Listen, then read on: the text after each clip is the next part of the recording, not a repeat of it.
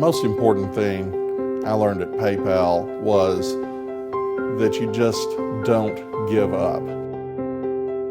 If you wish to shape the future of your organization, if you wish to shape the future of your civilization, you have to actually inspire and lead people to be more than they are. PayPal was in the middle of the tech bust. We were being told by learned men and the national media that the internet was a fad. It wouldn't even exist in 5 more years. You have to help them become all of that potential that's within them, all that you can see beyond whether they're actually serving well in this moment. We had no reason to think we could beat people like Western Union or Citibank. We persevered. We had incredible talent, incredible creativity. That leadership is the difference in where America is today and where much of the rest of the world is today. So we kept at it, and that is usually the difference between success and failure. Most failures quit right before they had a chance to succeed. This is a country that attracts from all of the earth because there is an opportunity rooted in these ideas. I'm Rod Martin. I'm Chairman and CEO of the Martin Organization. I want to inspire people. I want people to understand what is possible within them and in concert with those others around them who can see something bigger.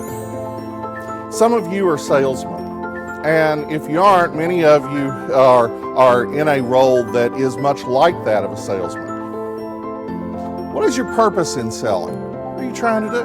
You're trying to make money. But the salesman doesn't start with money. The salesman starts with an idea. And the idea is this. I wonder what her problem is.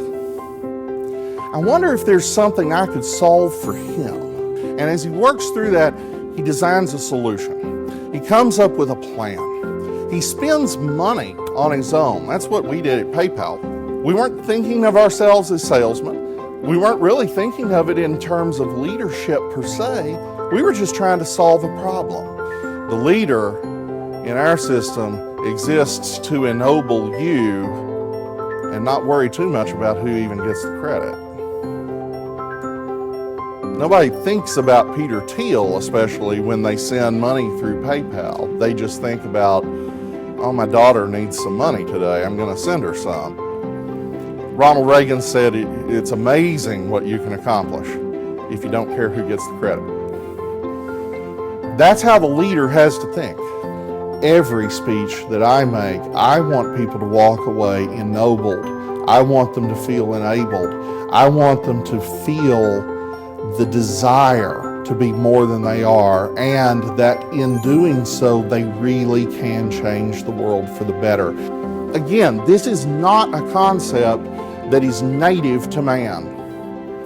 Man has always thought of self first. Man has always emphasized strength first. Man has always gloried, in fact, in the degree to which he could subjugate the other. You are to think of the needs of strangers first and foremost, and I emphasize strangers. It's not just that it be others, but the needs of strangers and meeting the needs of strangers is about the realization that on a fundamental level, we're kind of all the same. We have very similar needs at root, and there is common ground to be had. And the leader can find that common ground, and the leader ennobles those around her to find that common ground. But the leader is also about one other crucial thing: creativity. So let's just do a thought exercise on this. We live at the beach. Let's think about the beach. We talked earlier about the sand out on this beach, how someone saw it 500 years ago and thought it was useless. It was worthless. You can't farm it. You can't live on it. But somebody around that same time frame came along and said, I bet we could take some of that sand and turn it into glass. And then somebody came along and made glasses and microscopes and telescopes and eventually silicon chips that went into satellites, and those satellites helped us know when the hurricanes were coming, so you could do things with construction that you weren't able to do before and build beach resorts. And suddenly a whole new world was born.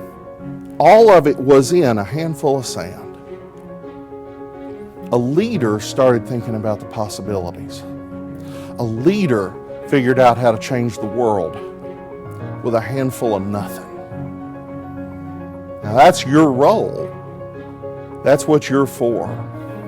You turn all of history on its head and you think about the needs of strangers.